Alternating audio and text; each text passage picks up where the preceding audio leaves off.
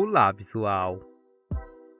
E aí galera, continuando com o resumo do mangá de Tsukigami Shiba aqui no canal. Pra quem não viu os vídeos anteriores, vai estar aqui no card abaixo da descrição. Finalmente a grande batalha do exército do Lorde Demônio e os heróis invocados pela deusa começa.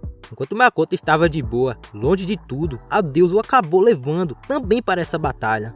E o Makoto se tornou o seu triunfo final. E continuando com o resumo disso aqui, nesse vídeo contém spoilers do capítulo 51 ao 59 do mangá de Tsukigami Shiba. Gostou do mangá do Makoto? Cheque comigo! Mano, conto muito com seu likezão, se eu gostei é super importante e super vai ajudar o canal. Mas antes de ver como toda essa batalha aconteceu, se inscreva aqui no canal, ative o sininho para saber quando estiver vídeo novo.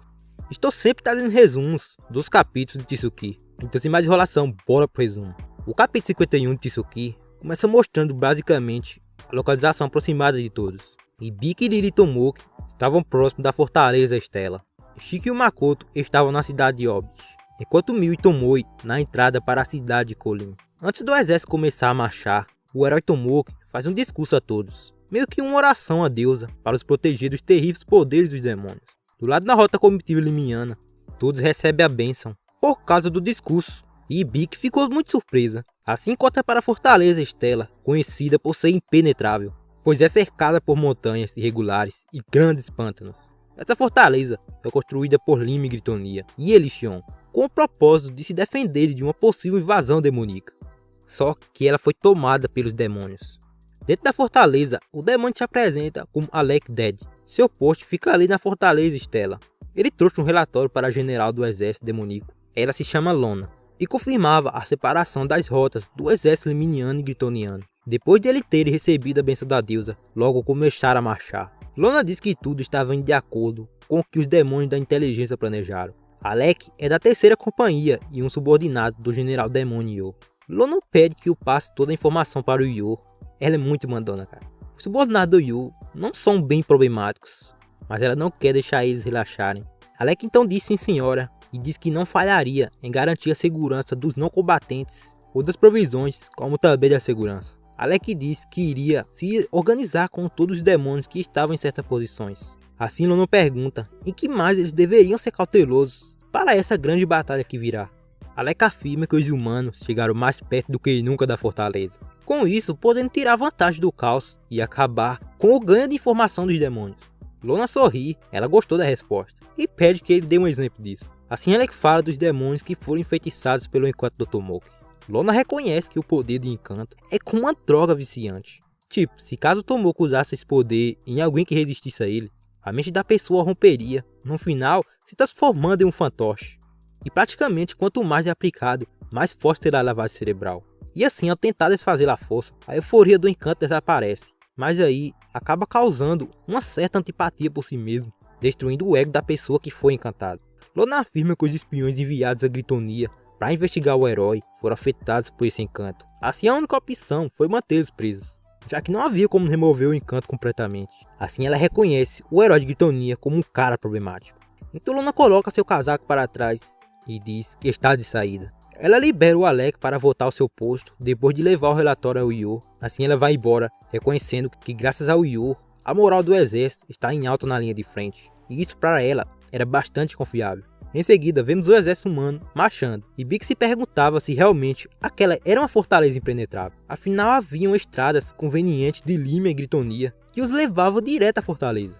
Navarre diz que as estradas que vão para a fortaleza estão em volta de montanhas e não ajudam a invadi-la. Também haviam dois caminhos, mas se eles atacassem de ambos os lados, suas forças teriam que se dividir e cada um ir por um lado, mas em todo caso, poderiam ser aniquilados por cima. Era bem uma ladeirinha. Navarre fala sobre algumas estratégias de ataque, já que toda guerra se resume a números. E Big pergunta qual era a chance dos demônios descerem ali para se separar de suas forças. Woody diz que era difícil locomover pelas montanhas, então apenas um pequeno grupo de demônios poderia ser capaz de ir até ali. Mas lógico, que eles iriam perceber um grande número de demônios por ali. Woody alerta a todos sobre uma possível armadilha dos demônios. Assim ele cria novas opções de ataque, e diz que todos precisam ser cautelosos. Aquela estrada era um local de descanso de muitos dos seus amigos. Belda diz que vários cavaleiros morreram por ali, e usar aquele caminho para invadir a fortaleza teria um sentimento especial. À frente, a vanguarda do exército estava enfrentando os demônios no topo da montanha. Todos os soldados estavam bem agitados, pedindo a destruição dos demônios. Ali haviam vários corpos no chão. Sherlock abraça Ibik assustada. Navarre fala para Ibik que Lima e Gritonia têm espalhado muito sangue por ali. Para Ibik, por conta do ódio acumulado sob uma longa guerra, todos deleitavam nas mortes de seus inimigos. Mesmo entendendo todo o ódio, é algo que ainda precisa suportar. E mesmo os demônios sendo superiores em suas habilidades comparado aos humanos, vencendo todas as batalhas atuais, a deusa nunca os aceitará em seu mundo, e enquanto ela reinar, os humanos sempre serão protegidos. Para Ibik, tudo era irracional, mas era assim que aquele mundo funcionava. Para ela, a guerra sempre levaria ao ódio, por isso, ela quer ganhar e pôr um fim a isso. Mas só vencer não significava que o ódio que cresceu iria desaparecer, já que com a vitória dos humanos, os demônios praticamente seriam transformados em escravos. Ibik acredita que sem lutas e com o decorrer do tempo, a discriminação e o preconceito desaparecerão, e assim os demônios viveriam em conjunto com os humanos. Isso pode ser difícil para a geração dela, e por isso ela quer se apressar para que as coisas melhorem. Ibik estava preocupada com o futuro do Império. Assim, naquele momento, Navarra pergunta se havia algo de errado. Ibik estava bastante impaciente, já que quanto mais hesita, mais sangue desnecessário seria derramado. E tudo o que ela pode fazer no momento é seguir em frente. Assim, ao chegar perto da fortaleza, lá se encontrava o exército gritoniano, que marchou à frente. O portão da fortaleza estava se abrindo, como a inteligência do exército mencionou. E Ibik pensa que os demônios não acharam o ataque deles como uma grande ameaça, já que eu vi um pouco de demônios por ali, e eles estavam bem confusos e sem nenhuma coordenação. Assim, Ibik avisa Navarre que haviam poucos e provavelmente não precisavam lutar. Navarre então se pergunta se não era exagero dizer que a fortaleza era impenetrável, ou apenas o herói Tomoko estava trabalhando duro na invasão, já que estava tão fácil invadi-la. Porém, para Ibik, mesmo com a vantagem, ela estava com um mau pressentimento. A bênção da deusa os fez mais fortes, mas ela acha que a cadeia de comando dos demônios foram mais inteligentes, pois parecia que a força deles não foram divididas, e aquele portão se abrindo era apenas um convite de invasão. Como ela não viu o general demônio por perto, Ibik começa a pensar no que ela faria se estivesse no lugar deles. Tipo, abrindo o portão e chamando os inimigos para dentro. Ibik supõe que os demônios poderiam usar as montanhas para jogarem pedras neles, mas não causariam muito dano em uma área aberta como aquela. Também mudar o terreno também não seria efetivo. É aí que ela pensa em algum feitiço mágico, similar à mina terrestre. Só que isso resultaria em destruir seu próprio exército, junto com o exército humano. Para ela, eles provavelmente ativarão um feitiço terrestre depois de abrir o portão e dar retirada para os soldados demoníacos. Ibik até se arrepende de não ter lido mais livros sobre guerra no Japão para saber mais sobre o assunto. É aí que o portão se abre, porém o ataque inspirado por Ibik não veio, fazendo ela pensar que o general demônio não estava ali. Assim ela manda o Odi e Shia, por precaução, lançar uma barreira e um feitiço de flutuação, para que estejam prontos para invadir a fortaleza em qualquer direção. Ibik pergunta qual é o limite de pessoas que o Odi poderia usar a magia de flutuação. O Odi diz que só poderia cobrir o grupo. Ele diz não ser um espírito para ser capaz de usar em todo o exército leminiano. Assim Ibik pede que o faça e se prepare para um grande ataque. Dentro da fortaleza, a general manda um soldado começar o ataque assim que o portão se abrisse por completo. Então vemos os portões se abrindo. Todos do exército humano estavam exaltados, querendo tomar rápido a fortaleza. Isso era o primeiro passo para libertar o país de Lixion, que agora faz parte do território demoníaco. Lona está muito curiosa para ver como são os heróis. Assim então começa o ataque dos demônios. O grande círculo mágico surge no solo. Ibik estava mesmo certa do que supôs, mas ela não achou que eles destruiriam o seu próprio exército junto. Assim vemos o solo se romper, o chão simplesmente desapareceu. Ibik e o resto do grupo caíam sob um enorme buraco. Ibik pede ao Wood para ativar a magia de flutuação. Também havia uma magia de ataque vindo de cima, assim Shia ativa a barreira para se defender. Ibik não conseguia ver o fundo do buraco, parecia enorme. Toda a vanguarda sumiu em um instante. Todos caíram no enorme buraco. Ibik entende que todos aqueles demônios eram apenas peões de sacrifício. Os sinais estavam diante dela, porém não os notou. Assim Ibik manda o Wood os levar para cima, para ordenar aos soldados que ainda estavam vindo para se retirarem. E manda Belda, Navarre e Yoru interceptar os ataques vindo de cima até chegar ao topo do buraco. Lona estava admirada com a maneira que todos eles caíram. Então vemos Tomoko, que estava surpreso pelo chão ter caído. E ele estava flutuando com seus sapatos prateados. Logo Lona vê o Tomoko e pretende cumprimentá-lo com sua magia de gelo. Assim ela lança, mas o Tomoki rapidamente se defendeu com sua lança divina. Tomoki neste momento nota que Mauro e o Ukinatsu Guinevere também caíram. Assim elas aparecem juntas. E o Ukinatsu meio que possuía uma réplica dos sapatos de prata do Tomoki. Não estava completo, mas ela ainda podia flutuar. Porém, por causa do peso das três, ela estava com muita dificuldade de se manter no ar e ficou reclamando por isso. Guinevere fica irritada com o Ukinatsu, porque ela não era pesada e sim os seus equipamentos. Shia disse para elas não brigarem, já que ambas são pesadas e ela ali a mais leve de todas. Tomoki ficou muito feliz delas estarem bem. Assim ele manda Maura conjurar o dragão Nagi, para eles voarem nele por cima, para ver com precisão toda a situação. Maura diz que Nagi é rápida, mas não consegue suportar ataques poderosos. Então por isso, Guinevere e Tomoki teriam que lidar com os ataques aéreos. Tomoki estava em cima do dragão, lançando seu grande ataque contra a fortaleza. Suas três parceiras estavam impressionadas com seu poder. Então corta para Lona. Ela estava furiosa com Tomoki. Ela acha os poderes dele muito irritantes. Mas ao mesmo tempo, ela está curiosa para vê-los de perto. Voltando para o grupo do herói, Tomoki queria voltar para onde Lilia estava. E o Ukinatsu já estava em dúvida se não deveriam procurar por Ibiki, afinal eles já estavam trabalhando juntos naquela batalha. Porém Tomoki não vê razão, afinal Ibiki para ele age como uma mulher mais velha. E com certeza ela ficaria com raiva se ele fosse ajudá-la. Só que na verdade ele meio que não gosta de lidar com estudantes de honra igual a Ibiki. E o Ukinatsu concorda com ele em não ajudá-la. Afinal, se aquilo fosse o bastante para matá-la, não precisariam mais dela.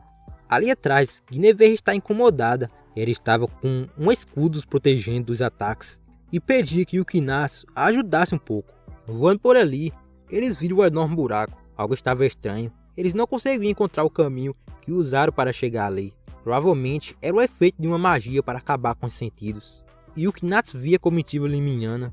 Pergunta o que deveriam fazer, afinal poderia ser uma armadilha. Tomoki estava se remoendo de raiva. Ele não queria mais continuar aquela batalha perdida. Tomoki não queria mais perder tempo e só queria sair dali o mais rápido possível. À frente, Guinevere vê alguns soldados de Gritonia que saíram daquele buraco. Ela quer os levar no Nagi, porém Tomoki não quer, já que isso reduziria a mobilidade do Nagi. Tomoki naquele momento estava preocupado com Lily, afinal ele não estava conseguindo entrar em contato com ela. Assim eles tinham que voltar imediatamente. Guinevere diz que ele estava certo. E ela acabou ficando muito emotiva, não controlando seus sentimentos. Assim o Ukinatsu avista a heroína de Limia. Porém havia algo estranho, ele estava avançando para a fortaleza.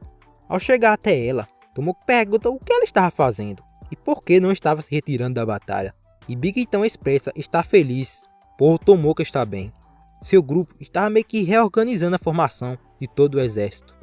Tomoki ficou muito surpreso por ela não ter desistido. Assim Ibiki mostra seu olhar firme. E é aí que alguém inesperado apareceu, o General Demônio, Io. Tomoki naquele momento não acreditava que o General Demônio estava realmente ali. Tomoki nem viu quando ele chegou e nem por onde veio. Ibiki afirma que os demônios já conseguiram esconder uma armadilha e não duvida que estejam escondendo uma passagem secreta por ali. Além do mais, Ibiki desconfia que suas comunicações foram interceptadas e o Pran havia vazado. Nesse instante para o Tomoki, eles estavam completamente acabados. Ibiki elogia a inteligência dos demônios e vendo todas as conquistas deles, era de esperado eles serem tão espertos, já que os humanos anteriormente não possuíam deuses abençoando. Por isso, os demônios fizeram muitas conquistas. Ibiki diz que os demônios são tão gentis que até esperaram o exército humano se organizarem. O general falou para os subordinados não interferirem na sua batalha. Ele provavelmente quer lidar com os heróis sozinho. Mano, o Io é brabo. Assim Ibiki fala para o Tomoki fazer com que a guarda à frente recuasse por enquanto e ficasse em formação. Tomoki estava preocupado, já que os demônios estavam bloqueando os sentidos de todos. Lógico, para não encontrar o caminho de volta para casa. Então Ibiki percebe que os demônios queriam os reunir e vencê-los todos de uma única vez. E pois é, infelizmente, parecia que eles estavam nas mãos dos demônios. Eles realmente estavam um passo à frente dos heróis. Ibiki logo pergunta ao Tomoki o que ele iria fazer. Afinal, ele disse que seria fácil vencer o general, se orgulhando de seu enorme poder. Mas para o Tomoki, agora a situação havia mudado. Lutar contra o general demônio não era mais a sua prioridade. Sua prioridade agora era escapar, já que continuar a lutar naquelas condições seria um grande game over. Ao ouvir isso, Ibiki se pergunta, game over? E fica decepcionada. Agora ela não espera mais nada do Tomoki. Yu diz que pode fugir então. Tomoki pergunta se ele ia mesmo fazer o que os demônios queriam e continuar lutando. Tomoki pergunta se ele era idiota. Hibiki diz que não está pedindo para que ele lute junto com eles. Ela conta que seu grupo é bom em combates a curta distância contra um número menor de oponentes, enquanto Tomoki é melhor lutando contra um grande número de oponentes de uma longa distância com poder de fogo insano. Mas só que o Tomoki vê tudo aquilo como um jogo e Hibiki o vê como uma coisa ruim. Mas mesmo assim ela tem uma ideia, já que o Tomoki não queria lutar contra o general, o grupo dela o manteria ocupado.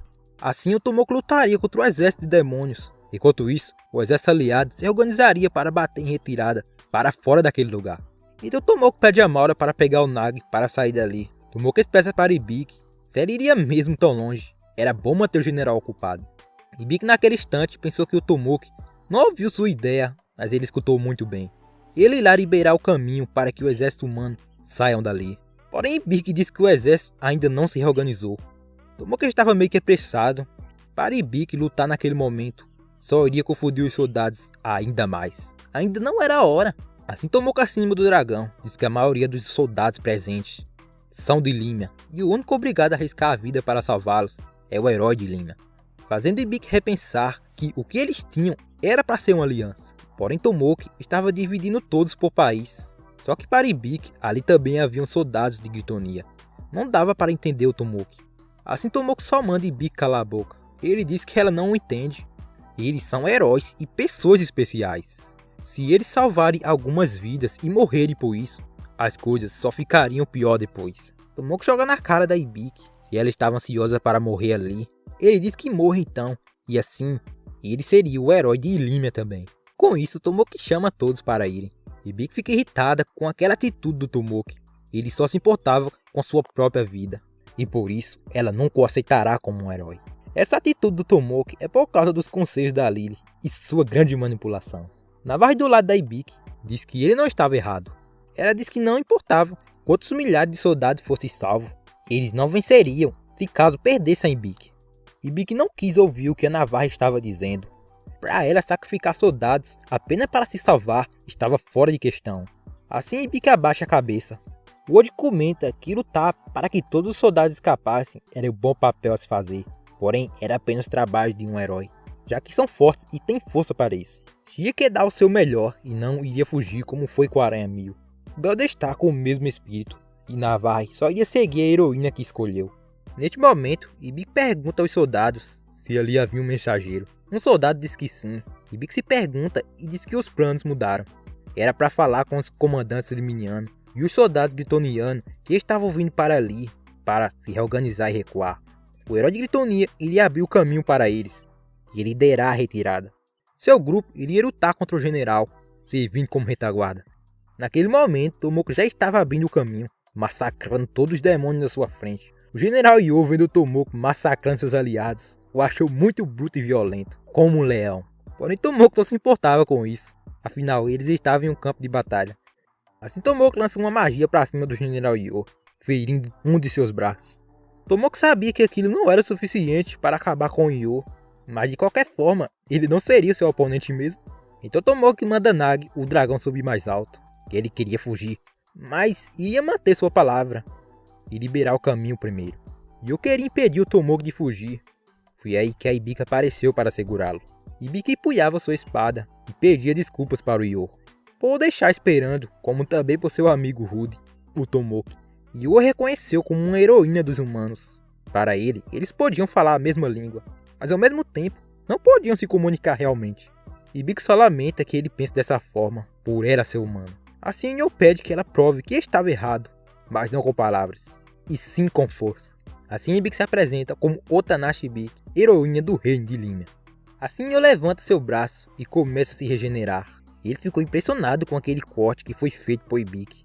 E logo ele se apresenta como o general da terceira companhia do exército do Lorde Demônio, o semi-gigante Yo. Neste momento, Hibiki percebeu que ele possuía uma regeneração tão rápida quanto a Aranha 1000. Ela também ficou surpresa que ele havia se apresentado para ela. Yo para Hibiki era bem mais cavalheiro do que ela pensava. Tipo, para alguém que colocou uma armadilha daquelas, que fez cair todo o exército em um enorme buraco. Porém Yo afirmou que não foi obra dele aquele buraco, e sim dos estrategistas do exército. E Bick até tenta provocá-lo, dizendo que ele estava evitando as responsabilidades como um covarde, e não parecia um general de verdade. E hoje estava bem calmo, até um pouco sorridente. Ele não era nada irracional para cair em provocações. É aí que Yo coloca um anel em seu dedo. Ele diz que como general, não pode sempre lutar enquanto defende todas as suas crenças. E Biko pergunta se aquilo era um anel de casamento. Yo até que riu da piada. Assim ele mostrou o que o anel é capaz de fazer. Yo ergueu sua mão e começou a recitar, ordenando que o quebrasse as bênçãos que a deusa nojenta os concedeu. E Biko logo sente que o seu poder estava sumindo. O Loborum não estava mais respondendo. Até Yo ficou surpreso que realmente havia funcionado. E Biko pergunta o que ele havia feito. Só que tudo estava óbvio. Parte dos poderes mais poderosos dos heróis são bênçãos da deusa. E os demônios não iriam aceitar algo assim, já que são poderes irracionais. Yo responde que o anel pode anular as bênçãos divinas. Era de um grande custo, mas podiam afetar uma área limitada. Vemos que Tomoki ainda se encontrava no alcance do poder do anel e acabou enfraquecido. Ele havia perdido sua força, a lança não estava mais respondendo, os sapatos e até outras armas. As únicas coisas que ainda funcionavam sem a bênção era o anel de armazenamento e o colar de detecção, além da espada que a Lilo deu. Sua armadura estava muito pesada, assim Tomoki precisava deixá-la mais leve. Tomoki se sentia meio tonto e não sabia o porquê. É aí que o Ukinatsu percebeu que a bênção da deusa poderia ser apagada. Quando Tomoki ouviu ela dizer isso, ele ficou em estado de pânico. Ele lembrou das habilidades que a deusa deu, um corpo super forte para enfrentar monstros, um poder de encanto para fazer aqueles que o olhem de escravos, mana superior aos demônios, sapatos de prata para que possa voar. A deusa o fez praticamente imortal à noite. E o Tomoki meio que se tocou, que se ele fosse atingido por algum poder naquele momento, ele morreria. Haviam vários demônios por ali. Navai sugere ao Tomoki que usa a espada da Lily para descer e lutar contra os demônios. Mano, só de ouvir isso o Tomoki ficou assustado. Horrorizado, ele meio que não quer matar ninguém com suas próprias mãos. E apenas começa a dizer não sucessivamente. Navai fica sem entender, assim ele diz estar preocupado com a Lily. Ele tinha um mau pressentimento, agora era a hora de recuar. E era para o Nage partir. Mauro pergunta o que havia de errado. Ela notou que ele estava estranho. Neste momento, Tomoki se tocou que se a proteção da deusa se foi, o seu encanto não está mais funcionando. E o Ukinatsu, vendo que não podia contar com Tomoki todo o tempo, não vê escolha, a não ser aceitar a derrota e começar a agir para a fuga para o acampamento. Assim ela pega vários frascos e o atira no chão, então surgem vários golems. E o Ukinatsu, Guinevere e Mauro estava fazendo o seu dever, até que o Tomoki se acalmasse. Tomoki, vendo elas agirem daquela maneira, começou a entender que mesmo as tendo encantado, não as forçou a segui-lo. Realmente, eles meio que passaram por muita coisa juntos naquele grupo. Mesmo que seu favoritismo com elas tenha caído um pouco, ele sente que com o tempo pode recuperá-lo. Assim, um tempo depois, eles chegam aonde Lily estava. Lily diz que ficou preocupada quando as comunicações foram cortadas, e diz estar feliz que ele esteja bem.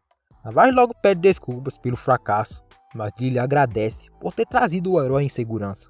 Lily vai até o dragão da Maura, triste por ele estar machucado, e manda o grupo de salvamento tratá-lo. Ela também agradece a Maura por salvar todos. Logo o Ukinatsu dá um piti danado, porque ela acabou gastando todos os seus itens caros naquela brincadeira, por ela ter escolhido salvar os companheiros. Lily pediu que desse uma lista, cuidaria de tudo, e ia repor tudo que ela gastou. Mas o Ukinatsu meio que estava mais preocupada em mudar a estratégia com os demônios. Mesmo estando louca, Lily se ofereceu repor tudo que foi gasto. E o Ukinatsu estava sem entender como os demônios interceptaram suas comunicações. E também as cortaram. Depois que abriu um buraco gigante com uma armadilha. E até apagar a proteção da deusa. Ela fica preocupada com o que mais eles teriam na manga. Lily também não esperava esse tipo de armadilha.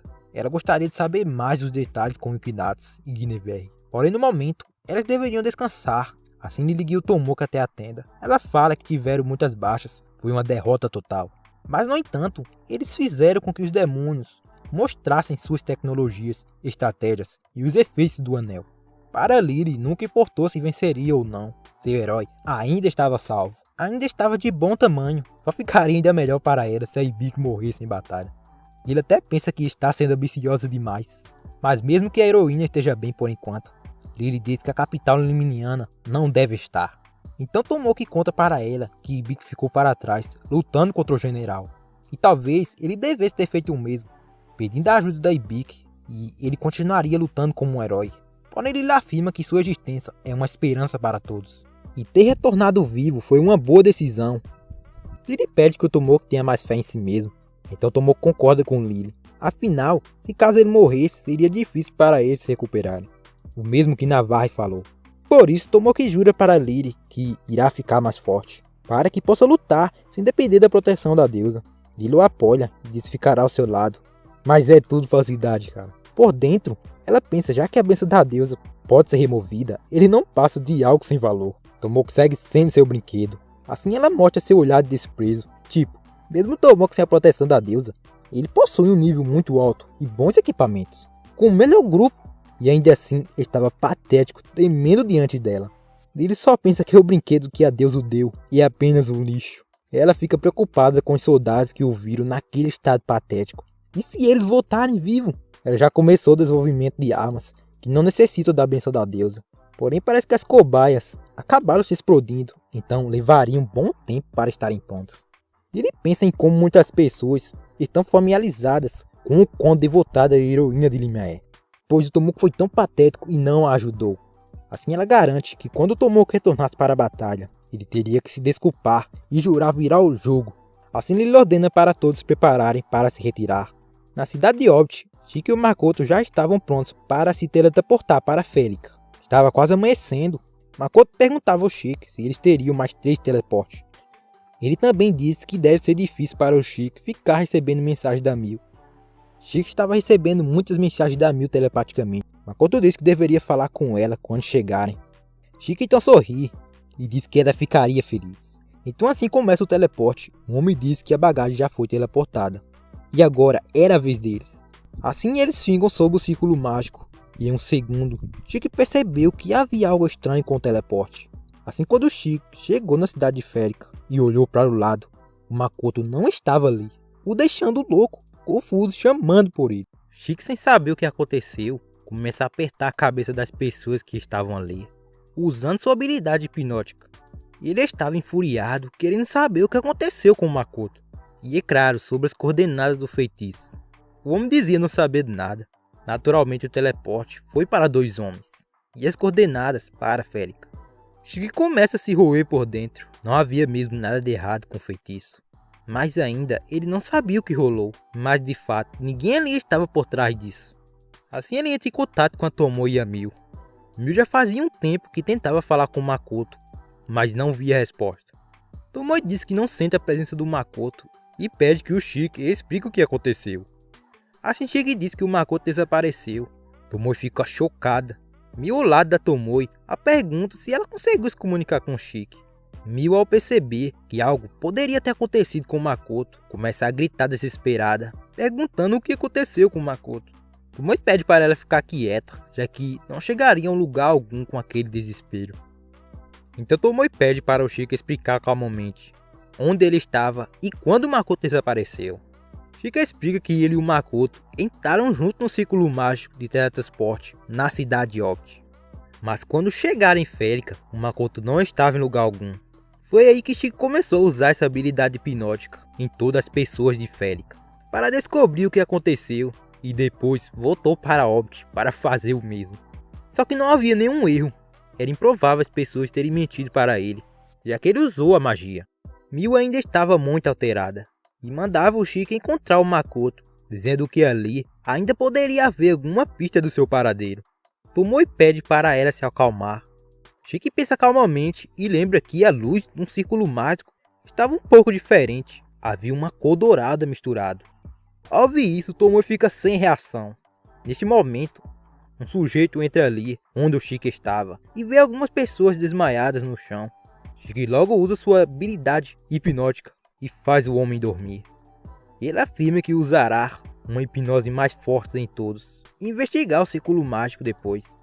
Porém Tomoe não vê necessidade para tudo isso. Ela afirma que o Makoto não ficaria feliz de envolver pessoas nos seus problemas.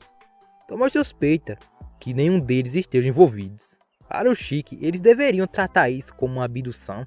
Tomoe pergunta como estava a conexão com Makoto. Parece que desde a abdução, Shiki não consegue senti-lo, como se a conexão entre eles tivesse sido cortada. O mesmo estava sendo com a Tomoe e a Mio. Mas de qualquer forma, o contrato de servo entre eles não foi quebrado. Isso significava que o Makoto não morreu. Tomoe logo disse que os únicos indivíduos que são capazes de interferir na magia de teleporte, que possui a mana dourada, é o dragão de cor, Myriad Lute e a deusa.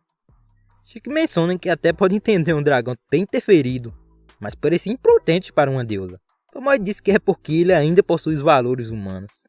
Sabe, porque antes de morrer, todos os humanos possuem fé na deusa. Mas naquele momento, todos eles deveriam fazer o que pudesse e esperar o retorno do seu jovem mestre. Tomoe iria falar com o Dragon Lute e mandou Shiki para a cidade acadêmica. Como foi planejado, era para ele esperar lá. Shiki pergunta se ela tinha certeza que o Makoto retornaria em segurança. Tomoe afirma que o Makoto pode voltar em segurança para eles. Porém, haveria traços de uso do círculo de teletransporte, que já foram usados 2 vezes pelo Shiki, e poderia haver suspeitas sobre o Makoto no futuro. Assim era para ele fazer com que parecesse que tudo ocorreu bem, e eles se teletransportaram juntos para a cidade acadêmica. E já que o Shiki não podia ir para outra dimensão por conta própria, era tudo que ele podia fazer no momento. Mas antes de ir para a cidade acadêmica, ele queria checar os arredores daquele lugar.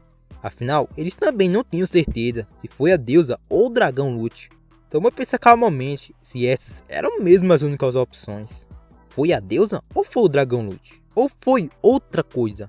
E concorda com o Shiki para checar as coordenadas e procurar na área, caso haja um erro. E assim que terminasse, era para ele ir direto à cidade acadêmica.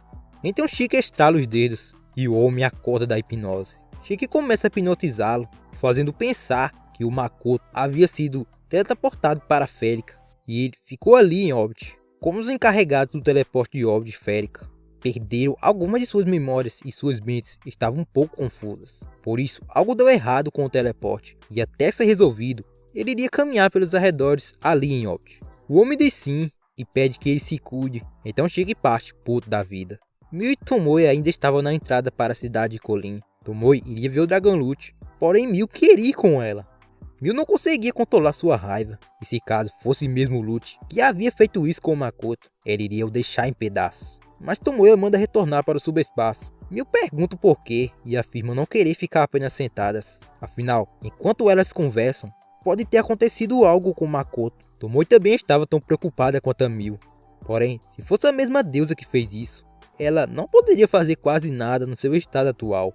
Elas acabaram perdendo a dianteira da situação, não sabendo aonde o Makoto está, e reconhecem a sua derrota.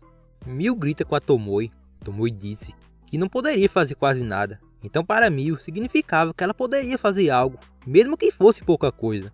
Tomoe afirma que tudo que pode fazer é rezar para que o Makoto encontre uma maneira de se comunicar e escapar sozinho. Ao ouvir isso, Mio se toca que se o Makoto escapar, ele irá direto para o subespaço. Tomoe aperta a mão e menciona que ele precisaria de alguém para ajudá-lo se estivesse machucado. Shiki seria o mais apropriado para isso, porém não poderia mandá-lo para lá.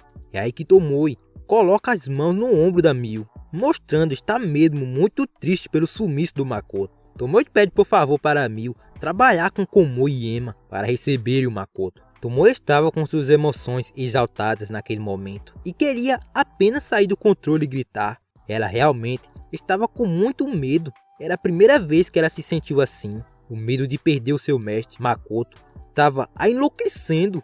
Mio ficou surpresa com o ataque repentino da Tomoe e notou que ela chamou o Makoto de Mestre Makoto, e não como ao invés de Jovem Mestre, como sempre o chama.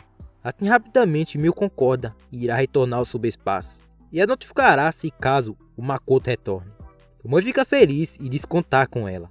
Ela iria ver o Dragon Lute. Para Tomoe, se ele estivesse mesmo a ver com isso, não importava se ele fosse mais forte que ela. Independentemente, ela iria derrotá-lo e retornar com o Makoto.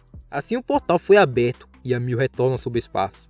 Chegando lá, ela vê a jaqueta do Makoto. Em cima da cama, ela se aproxima e toca a jaqueta. Assim Mio abraça, pensando no Makoto. Do outro lado, Tomoe pensa no Makoto. Ela espera que ele esteja bem. Então corta para a Fortaleza Stella, aonde estava rolando a batalha da Hibiki versus General Yo. Já havia amanhecido, Hibiki não estava regando a batalha. fazendo o demônio Yo reconhecer sua garra. Ibiki o atacava e ao mesmo tempo o Oden estava lançando ataques invisíveis de vento. Porém, Yo desviava dos ataques com muita facilidade, também afirmando que se uma pessoa entender de magia e feitiço, geralmente essa pessoa conseguia desviar daqueles ataques, mas esse não era o seu caso. Os olhos do Oden o mostravam onde os ataques iriam acertar. Assim então, Yo parte para atacá-lo. Neste momento, Belda coloca seu escudo à frente, protegendo o Oden.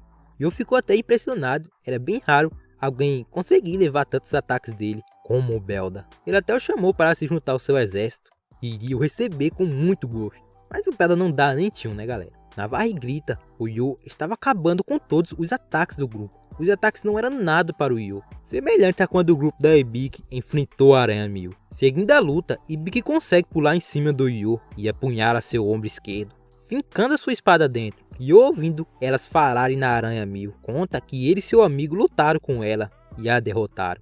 Conversa, né? Como ela ainda está vivinha da Silva. Ibiki ficou surpresa, tipo, só os dois para aquele monstrão? Porém, aquela batalha para o Yo teve um fim trágico. Seu amigo morreu, e aqueles outros 2 braços em suas costas foram transplantados do seu amigo. Ibiki ainda estava ali em cima do seu ombro. A espada meio que ficou presa e ela não conseguia tirá-la. Assim Yo aproveita e mete um socão para cima da Ibiki. Sua intenção era esmagá-la, porém Ibiki é esperta. Se soltou da espada e fez uma barreira para não ser atingida pela pressão do soco do Yo. Shia vê Ibiki caindo, assim Yo retira a espada cravada em seu ombro, dando os parabéns para Ibiki, reconhecendo a sua força. Uma força suficiente para derrotar a Aranha Mil, sem perder ninguém de seu grupo.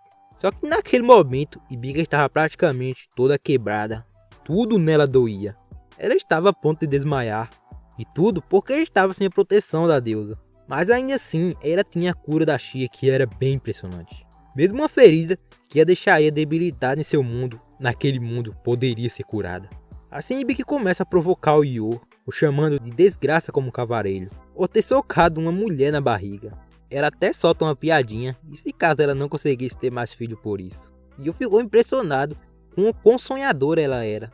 Porém, ela estava viva por enquanto, e ainda possuía um local para retornar. Porém, seria impossível ter ambos, se perdesse um dos dois. Ibiki pergunta do que ele estava falando, então Yo menciona a sua tática era atrair a heroína e a maioria das tropas do reino de Limia para criarem uma abertura, e assim uma força separada dos demônios foi mandada para destruir a capital de Limia. O Oden ficou perplexo, já que ele tem uma esposa e filhos lá. Ibiki então percebe que foi muito ingênuo. Todos estavam arriscando suas vidas. Naquela batalha havia muitas coisas que poderiam ter feito. Em choque, ela só pensava em como derrotá-lo naquele momento e retornar para salvar a capital. O grupo da Ibiki estava próximo da derrota. Sua líder já se via derrotada, reconhecendo que não conseguiria e não era forte o bastante. Então corta para Lona.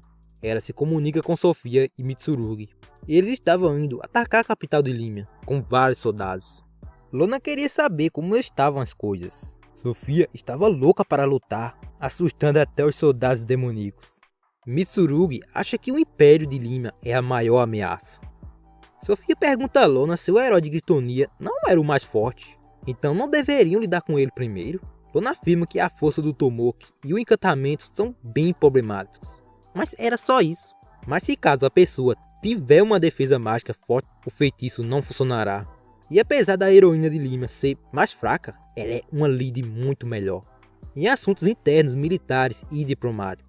Lona afirma que desde o momento em que ela apareceu, o reino de Limia se tornou muito mais forte. E ainda Ibiki reuniu ótimas pessoas junto dela, como a donzela do santuário de Laurel.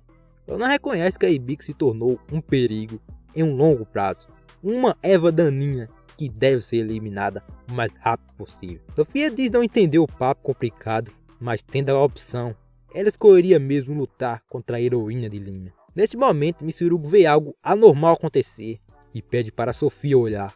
No momento, era para impedir o avanço do exército demoníaco. Sofia iria checar o que aconteceu primeiro. Assim ela logo interrompeu a conexão que tinha com Lona. Do outro lado da fortaleza Estela, Yo e Lona ficaram surpresos com o que viam. Uma luz dourada caía do céu em direção a Limia. Yo se perguntava se não era a deusa. Yo ficou em pânico na batalha contra Ibiki. Ibiki percebeu que se fosse mesmo a luz da deusa, eles ainda teriam chance de vencer, já que aquilo seria um plano secreto da deusa para virar o jogo. Assim ela pede que todo o seu grupo aguentem firme, e aquela luz era nada menos que o Makoto. Assim, quando o Makoto aterriza por ali, ele ficou muito surpreso de estar ali, em um lugar aberto e desconhecido. Naquele momento, Makoto sente uma leve sensação de frio. Isso foi algo que o professor dele de arquearia o aconselhou a se acostumar com esse sentimento, senão ele não conseguiria se mover quando precisasse para aquele tipo de situação. Neste momento, Makoto sente uma sede de sangue. Ele foi atacado por trás. Era a Sofia, que foi checar aquela área. Makoto não entendia o que estava acontecendo. Sua mão esquerda estava queimando. Ela foi cortada enquanto ele desviava do primeiro ataque da Sofia. Assim, Makoto percebe que ali não era férica e precisava logo se acalmar. Sofia logo chama a atenção do Makoto e diz que ele está desapontando. Era um sentimento de decepção que ela estava sentindo por ter o ferido facilmente. Aparentemente, quando Sofia viu a luz dourada caindo do céu, ela esperava lutar contra o terceiro apóstolo da deusa. Lógico que o Makoto não se caracterizava como herói e não entendia do porquê ela não estava se referindo a ele como tal. Quando Sofia mencionou da deusa, o Makoto se tocou que naquela hora do teleporte, ele ouviu a voz da deusa maldita, dizendo: "Finalmente te encontrei". Como Makoto não conseguia falar a língua dos humanos, a Sofia meio que não entendia o que ele dizia. Ela só ouvia como um semi-humano. Sofia se perguntava se era por falta de pessoas com talento. Era inacreditável a deusa ter enviado um semi-humano para a batalha. Makoto tenta se manter calmo. Ele precisava primeiro se proteger e se fortalecer com magia. Ao mesmo tempo, ele tentava entrar em contato com a Mil ou a Tomoe, porém ninguém respondia. Sofia novamente ataca o Makoto, mas ele afastou a espada da Sofia com suas próprias mãos, deixando ela muito surpresa. Tudo isso foi graças à proteção e o fortalecimento que o Makoto fez com magia. Ele sentia que sua mão esquerda estava quente, como se não fosse sua própria mão. Assim, ao olhar bem para ela, Makoto vê que seus 2 dedos não estavam ali. Estava doendo e essa dor meio que deixou o Makoto nervoso e inquieto. E ele estava perdendo muito sangue.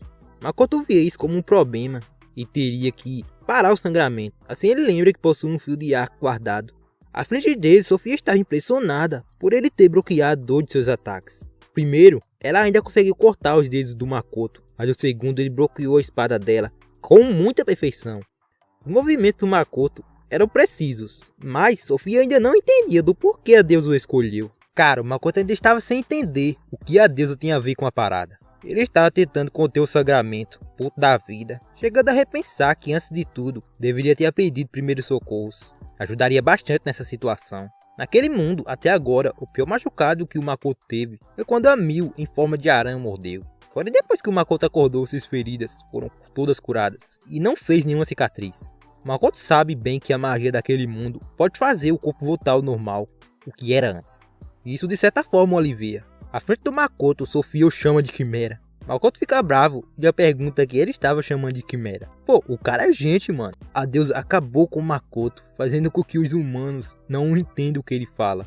E isso é meio que chato para Makoto. Durante a conversa, Makoto sente que a Sofia estava com a guarda baixa, meio que não pretendendo atacá-lo. Assim ela pergunta, escrevendo com magia, quem era ela e por que eu estava o atacando. Sofia achou estranho o Makoto ter escrevido algo com magia. Makoto seguia escrevendo e dizia que não fez nada para ela e não se lembrava de ter atacado antes. Porém Sofia diz que se ele pensava assim, porque ela era humana e ele um herói, felizmente ela não estava do lado da deusa, e sim dos demônios. Makoto expressa, muito menos eu. Para o Makoto a deusa que se ferre, cara. Porém a Sofia pensava que ele trabalhava de fato para a deusa. Lógico, porque ele chegou ali direto da mana dourada da deusa. Makoto também estava sangrando na cabeça. Foi pelo primeiro ataque da Sofia, ele meio que baixou a guarda naquele momento. Isso para o Makoto foi muito patético. Mas graças ao que sua professora o ensinou a se adaptar e sentir sede de sangue, ele conseguiu sentir o ataque da Sofia vindo e conseguiu desviar, saindo com sua cabeça intacta, do primeiro ataque dela. Assim Sofia o pergunta se ele já parou de escrever e afirma que inimigos não deviam discutir em um campo de batalha. Makoto ficou surpreso ao ouvir, campo de batalha? No momento, o Makoto pensava, mas como? Só haviam os 2 ali. Assim ele muda de esfera e usa o K de busca, cobrindo toda a área para entender mais a situação. Assim ele vê que ali perto havia um grande exército. E é aí que o Makoto também sente um enorme ser de sangue se aproximando, e era o Mitsurugi, fazendo o Makoto se questionar que a Sofia só estava esperando seu reforço chegar, mesmo ele já se considerando que estava com a desvantagem no 1 vs 1. Makoto pensa em fugir agora para outra dimensão, mas provavelmente eles o seguiriam até lá, igual com a Aranha Mil fez. E ele meio que precisava saber com quem estava lidando para saber se era seguro fugir para o subespaço. Nesse momento, Mitsurugi chega ali. Ele reclama com a Sofia por ainda não ter dado cabo do Makoto. Makoto ficou surpreso já que o Mitsurugi tem a aparência de uma criança. Então corta para a Fortaleza Estela. Lona iria verificar o que foi aquela mana dourada. E era só para o Yu focar em derrotar a heroína. Yu acha que Lona está certa. E Bik achou bom ver eles entrando em pânico por causa da luz dourada. Porém ainda assim era difícil criar planos para mudar o rumo da batalha. E Bik disse que não vai desistir, a persistência é a maior arma de seu grupo. Navarre então entra em contato com o Oji, telepaticamente. Ela não queria que ninguém soubesse. Ela diz ter um plano para mudar a situação, e ele era necessário para então. Já que ela não podia contar com a Xia, o Oji seguia escutando. Navarre diz que sua baixa quantidade de mana é inútil para enfrentar oponentes de alto nível, como a Aranha Mil e o Yu. Ambos foram oponentes difíceis para eles. Isso a incomodou o suficiente para que ela pesquisasse por uma arma para aumentar o seu poder. E assim ela encontrou um talismã que pode garantir um imenso poder. O outro ficou surpreso com o que ela disse, e como ele era um mago, ele já meio que possuía o conhecimento da pedra. O item requeria muito poder mágico, e isso era um problema para Navarre. Porém, não para o Oji, ele era muito necessário para encher o talismã de mana para Navarre. Porém o outro se recusa a fazer, já que ele tem o conhecimento do sacrifício que se faz ao usar esse poder. E para ele era óbvio que a Ibik e os outros não concordariam com isso. Navarre menciona a importância da Ibik e que não poderia perdê-la. Navarre ressalta que os ideais da Ibik estão certos, porém ela concorda que a decisão do Tomoki é mais madura de não se sacrificar pelos soldados. Navarre naquele momento só queria salvá-los, eles eram mais importantes para ela, seus preciosos companheiros. E para isso, ela era a única que podia fazer isso naquele momento. Ela era a única que não tinha ligação com mais ninguém, além deles. O Oji concorda em ajudá-la, mesmo em lágrimas. Ele já estava preparando o equipamento, e o daria o sinal quando finalizasse. E Bik naquele momento ainda estava enfrentando o Yu junto com a Navarre. E Bik pergunta a Navarre se ela havia pensado em um bom plano. Navarre mostra um olhar de confiança e diz que sim, e só precisava de um tempo para prepará-lo. E Bik só precisava ganhar um bom tempo para ela. E Bik ficou feliz com tamanha confiança da Navarre. Apenas elas duas enfrentando aquele monstrão era fantástico. Assim Navarre pede que o Belda proteja a Ibik no lugar dela. Navarre iria pegar a pedra com o Oji. Belda sorrindo a chama de Yogra e Navarre também ri. Foi a primeira vez que ela se sentiu feliz em ser chamada de Yogra. Yo ficou surpreso, perguntou o que ela estava tramando. E Bik no momento estava enfrentando o Yo e não o deixaria passar. Então Navarre vai até o Oji e pega a pedra mágica. O Oji estava preparando tudo, meio que não querendo fazer isso. Xia do lado não sabia o que fazer, então o Oji a manda focar em ajudar a Navarre. Ao finalizar o encantamento da arma, ele a entrega a Navarre. Assim ele também entrega a pedra mágica depois de encher de mana. Xia ficou muito surpresa, ela nunca havia visto aquelas ferramentas mágicas.